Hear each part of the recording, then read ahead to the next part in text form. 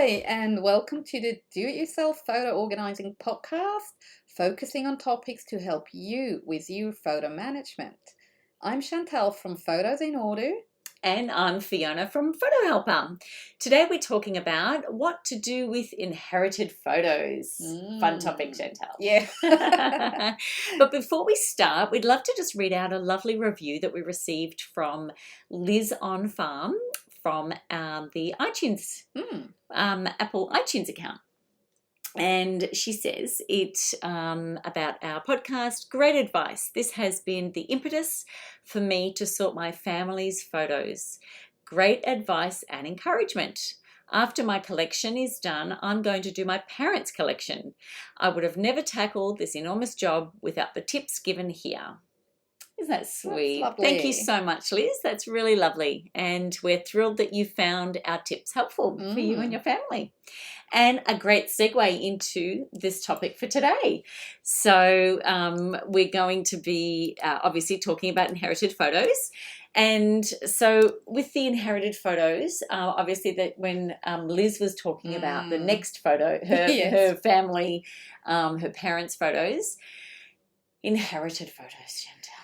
Yes. All right. What do we do with them? Yes, exactly. So in this episode, what we thought we'd cover is things that you might come across if you inherit a photo collection, the emotions that you could experience and that we've definitely been through ourselves with our own inherited photos, that we've seen clients that we go on their emotional journey with them very often. And some helpful, hopefully some beneficial steps that we would suggest that you do and to move you forward through that process. So jump on in, Chantal. Let's start off. Okay. What might people come across if they land a box or numerous boxes of inherited Usually probably quite a few boxes. So often. Let's start by take a deep breath. Yeah, exactly. So, as you mentioned, we might inherit a few boxes. It might be well organised. It might be a complete mess. So, bit of a surprise factor in there sometimes maybe. And things that are very common to come across, once we start sifting through and having a look at the images and sometimes movies that might be part of the collection, people that we don't know. That's a very common thing, and not only that we don't know, but there might be no writing on the back of photos explaining who that is or when it was taken or where it is or why. So if there's a complete lack of any information and we happen not to know that person, that's a bit tricky. So, but it's a very common thing to come across, obviously. It is.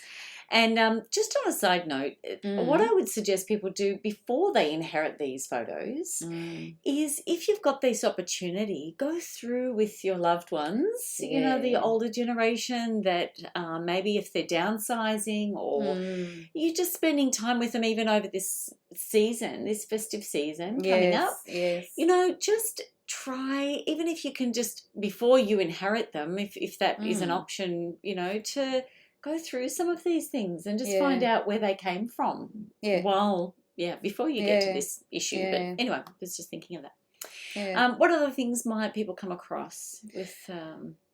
sometimes we might come across quite valuable historical photos, and we'll talk a bit more about what to do with these. Even if you want to keep them, or if you don't want to keep them, what can you do with them? There are places that might be interested in them. Yep. So that can be a common thing to come across. What unfortunately can happen quite often is that you would find mouldy photos, which is... that's really not good. And look, these photos have been travelling all over the place, perhaps on a range of different moves, across countries, or they've just sat in one spot, under a bed, in cupboards or a basement or an attic or something like that. Yeah. So mouldy photos, unfortunately, is something you could definitely come across. Yeah. And also, talking about that, damaged photos in general, so they could be torn or faded, discolored, all sort of things, or have like, I worked with a client, their photo albums, they went back way to like 1930s, and for years and years, these albums have been stored in humid North Queensland. Oh, wow. So, and they have suffered. They weren't moldy, but they did have like spots everywhere, and it's not great. So, and that would probably be quite common too. Yeah. And so we just throw in here a word of caution, as we've talked about before in other episodes. Just be really mindful of your health in those situations. Put a mask on. It's a couple of dollars down at the chemist or something like that, the pharmacy, and wear gloves. Just the things that we've talked about before. But just be really careful of those, especially with the mouldy. Oh yes. Definitely. Yeah. So what else do we have, Fiona? Yeah, so you could definitely come across, usually I would say quite common would be a whole range of different formats, especially if these are older inherited photos. So when we're talking about inherited photos, they could be just you've been given them by someone. So they may be older, and they may just be a newer sort of irregular 6x4s or something, but often if they're inherited from older generations, then we're looking at maybe glass format, silver, film, slides, negatives, framed photos. There's such a collection of a range of different things and different types of film formats and slide formats. And, real treasures in there, and even memorabilia that may have ended up in there as well, not just absolutely on the photo front. So even when we're looking at just about those framed photos, sometimes we've heard some stories and seen amongst our industry, just even some of the little nuggets that they've found behind a photo in a frame, just photos behind them that they'd be like, oh, I found this stack of photos that of other family members, but they'd chosen the one to put in the frame, and they just tucked the other. It's quite interesting how common that was. But secret love letters or something. I know, little mysteries. What else could people come across? Talking about letters. There's the letters or other documents that can be quite common as well to find within a photo collection. And actually I love when there are some written documents, because often they would deliver the story that belongs to the photo.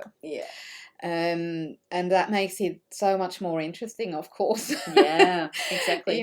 That little glimpse into the past and what might have moved the people at the time, or whatever it is, So, letters, document, or as we just mentioned, handwritten notes, sometimes on the back of photos we would find that as well. Little notes, or even a little tiny story or something.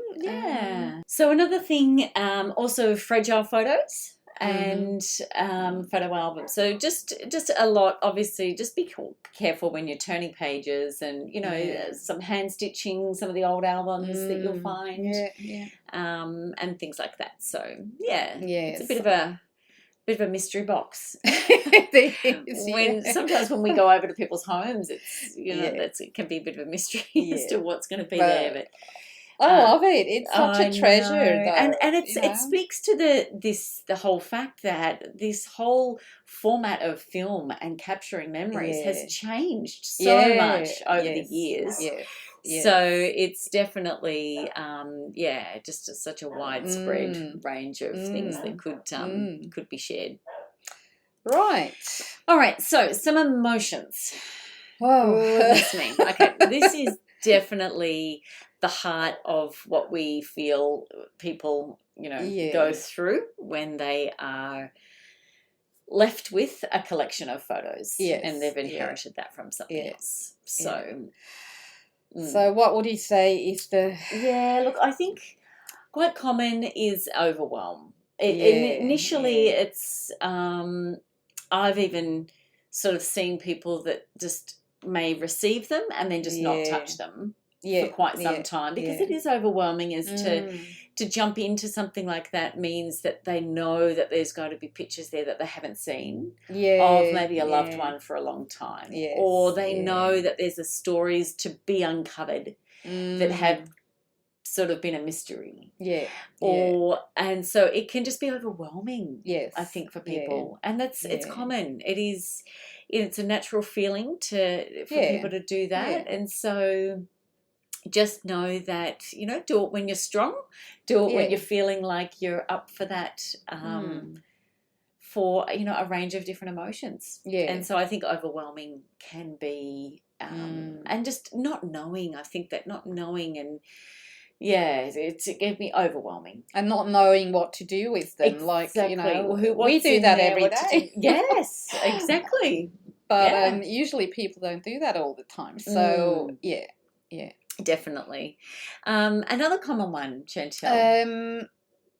Another common one might be that you feel obligated to keep these photos and to do something with them. Yes. And you might want to do that. You might be the family's photo keeper, but you might not. And then you might feel a bit pressured and think that you have to keep them and have to safeguard them and sort them or do whatever with them. But in reality, you don't really have that obligation. You will have, there will be a time where you can make the decisions, and maybe you don't do that alone, and you might have help from the family, or other people who are interested in the photos that you've inherited. So don't let too much pressure build up on that. And I think if you're feeling like that, then a conversation with other family members is probably really worthwhile doing, because then you can find out, well, if you're feeling obligated to have to do something, and if that's coming from, say, somewhere else within the family, then maybe someone else may choose to do something with those photos and then release you of that obligation. So it's definitely something to be talked about if that's an option, among a family and the extended family.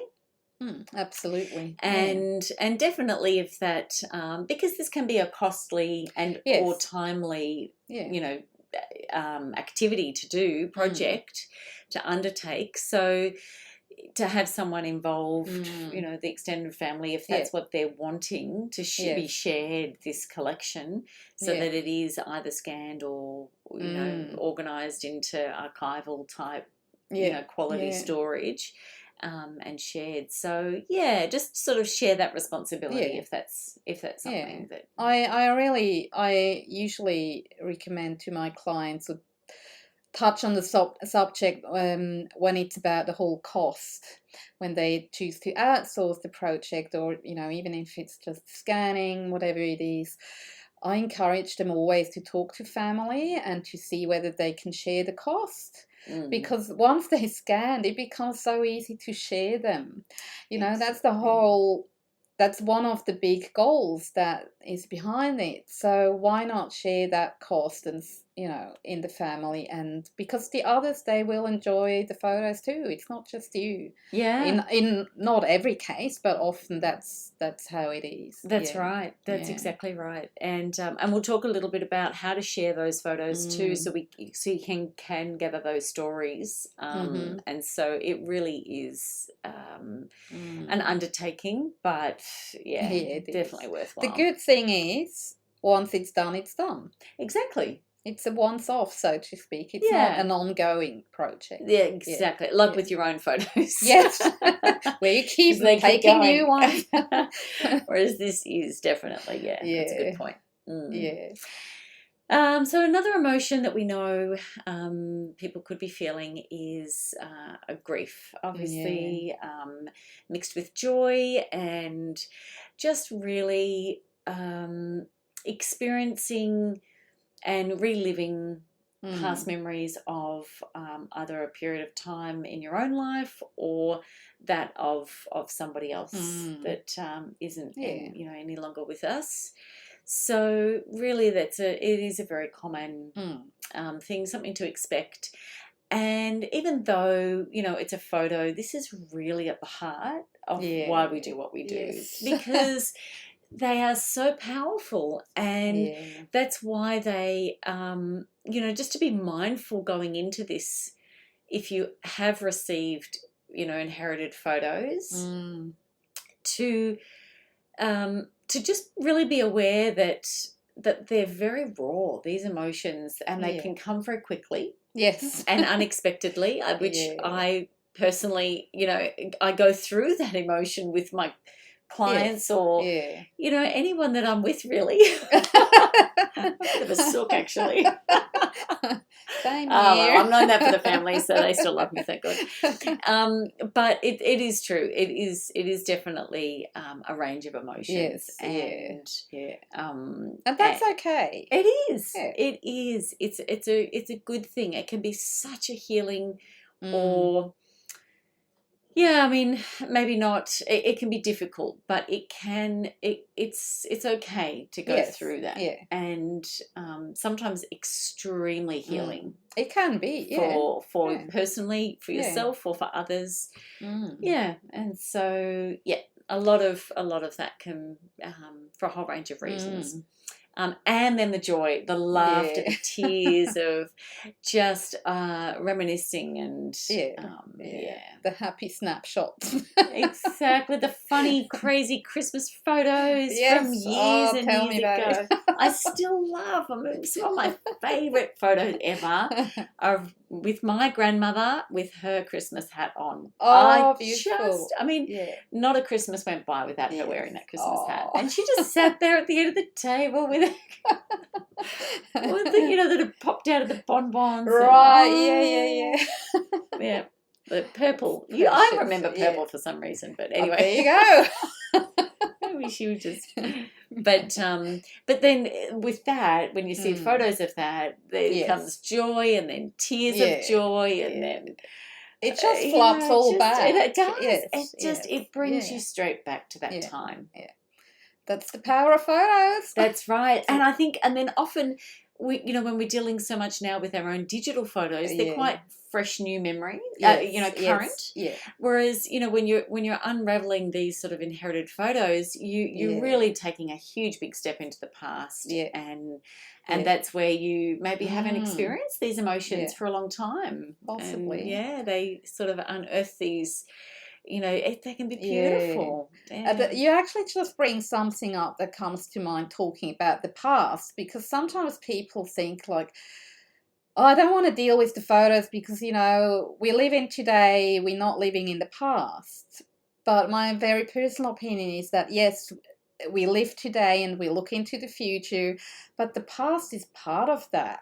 We are what we are today because of our past. And even we're part of a whole big thing or a family or whatever you want to call it. But even photos of people that we've never met, like great parents or something, that lived 100 years back and we obviously never met.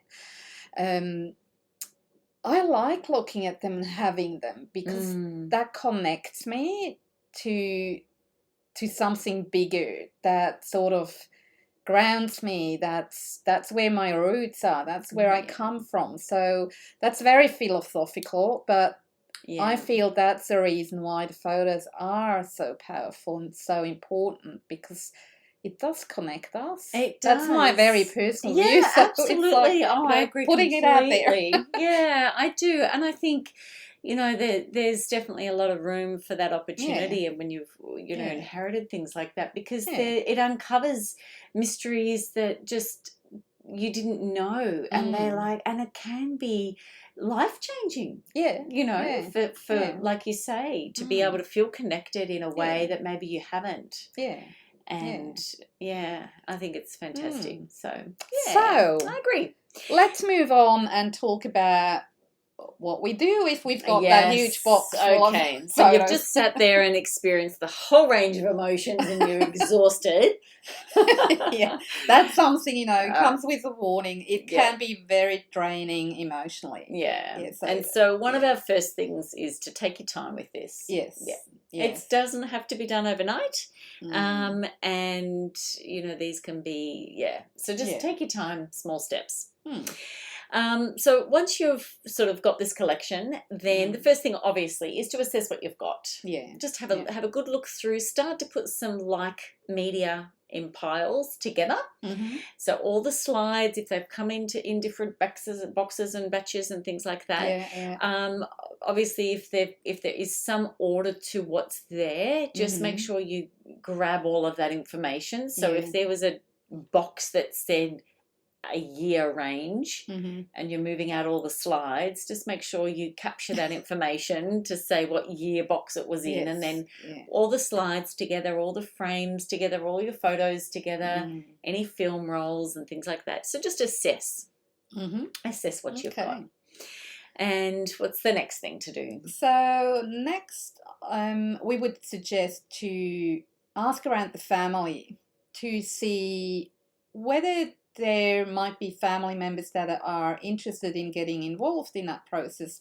You don't possibly, you know, there's a chance that you don't have to do that all alone by yourself. There might be other family members who are interested and to come and help you. Yeah.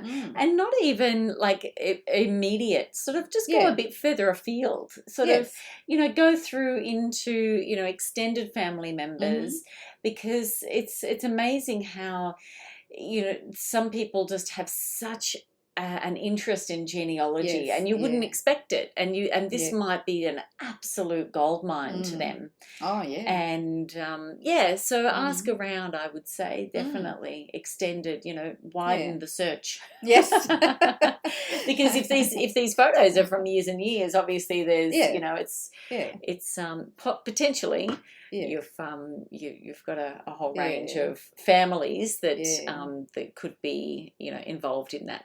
Or maybe you have someone that might have not been so big on photos, but possibly they would have maybe looked into the family tree and the family history. So that could help you too, you know, to bring the photos and the stories together. Maybe that's another opportunity. Definitely. To marry them. Yeah, exactly. So definitely ask around. Yeah. So some of the questions that we would say that you can start to ask yourself when you're going through this process, and like we were talking about the obligation before, and it's definitely something to keep in mind, because the fact is, if you don't know someone, this is now this is a hot topic, and we could do a whole session just on what do you do with a photo that you don't know, you know, who's in it. It's not a simple answer necessarily, but it can be. Well, if you don't want to keep it, and if you don't know the person, and you don't know why it was taken or where it was taken or what it's of or anything, you can ask the question, do you want to keep that? Absolutely. Do you want to keep things that you have no knowledge about or anything? So that could be just just right up front. Just be clear for yourself how you are going to tackle that question if you don't know people. Especially if nobody else in the family is interested to take over these photos or shows any interest in these photos. Then you are the person to decide. It's up to you, and you know, you have the freedom to do that. Absolutely. So if you if you've decided to have get somebody else involved, or ask the family, if that is, say you don't know anything about the photos, or that particular group of photos or something like that, then one of the ways that you can do is share that with other family around. Now, there's definitely a number of different sort of websites and things like that. Obviously, you have to scan the photo first. That's the first step. But I know that I've used a company website. Smug Mug is one of them. There's a range of them out there, but and you can upload them to a website, and then, you know, in another country or another location or something, they can just add a comment. So you could say, hey, do you know where this was taken? I think that's Uncle so and so. Am I correct? And then they can just have a look through and go, yes, you know, this was taken then, and they can add such great, valuable information. And look, Smug Mug I've used. It's definitely worth looking at. I'll put the link in the show notes. And it's really, I've heard a client told me that they've used Facebook for that. And it is a way, of course, to gather the information. It's not a good way to store your photos on social media, but it's a good way to have a closed group of your family. You know, of your family, and everyone chips in and adds their comments and information, and the keeper of the photos will then add that information in the metadata of the photo. So that's how you can collaborate. Absolutely. And there's so many different websites out there and things like that. That's great. And for the Facebook variation of that whole thing, it's not even necessary that you do a great scan. You can just take a photo with your phone, something we otherwise never ever recommend. But for that purpose, to find out about a photo, that's a good and an easy, quick way. Yep, absolutely. And then that'll help you sort of make some decisions as to, you know, a whole group or a whole album of what to do with it.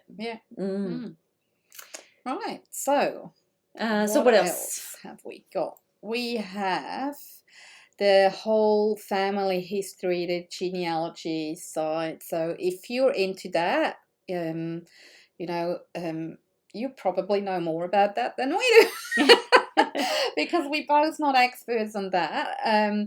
But it will probably sort of, you know, you'll be excited to go and play detective and find out things. And we're actually going to run a separate episode on that, you know, what to do if you don't know the information about people or places and what have you that are in photos, but you want to find out. How can you do that? There's some great tips and a whole range of it. So, I think it's a whole other episode. A separate episode. And we might... Playing detective, we'll call it. We might get an expert in for that, actually. So, stay put. So, Fiona, you mentioned it before. What do you do with photos that you don't want to keep? Yes. So there is a few options, and, you know, we see these photos sort of turn up in op shops. You know, people come, you think, wow, you know, this is so beautiful old photos, but they just don't mean anything. They don't know who they are, and so, you know, it's a fair call if that's what, you know, the decision that you've made. You could take it down to an op shop. People use them for artwork, or they use them, you know, as a whole range of different creative stuff. Just go on Pinterest and you can see what to do with old photos. That's right. But things, if you've got a bit more of an awareness maybe about like historical societies, if it's maybe clubs, the history of a club, a football club or a sporting club or a scouts or something, photos that maybe you don't know who they are, but that association or club would love that kind of history, and then they could take it from there and do some research on that themselves. So that's different. There's a lot of different societies and things like that that might be interested, even if it was a local street that, you know, before shops and things were taken, and, you know, or land before there's, you know, suburbs been built on it and things like that. It's, you know, they can be It depends on how much effort you want to go to do something like that. But they're definitely options that you might want to think of. And we also want to mention here that, you know, this is only like touching the surface sort of thing. We've got our golden rule number 4, sorting and organising photos, and our episode 6, if you want to go back to that talks in detail about how to sort and organise printed photos. So that would also be applicable for these photos. Once, you know, you've gone through these first steps and done the assessment, you can go back to episode 6 and use the process that we described there. And if you want to know more about scanning, episode 13 was about all that. Which is good. So fantastic. And in all of this too, if you're doing the scanning, just again, we recommend that you keep those originals and store them. You know, if we're talking about these old photos, you know, just store them well. You just keep that archival best practice methods that we've talked about before in top of mind, which is very great. Good.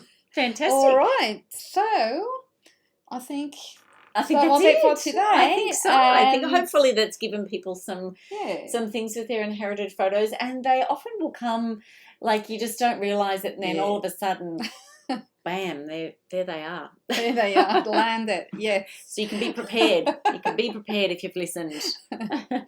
So we're coming to an end not only of this episode, but actually to the end of this year, and we'd really love to thank you for listening to our podcast.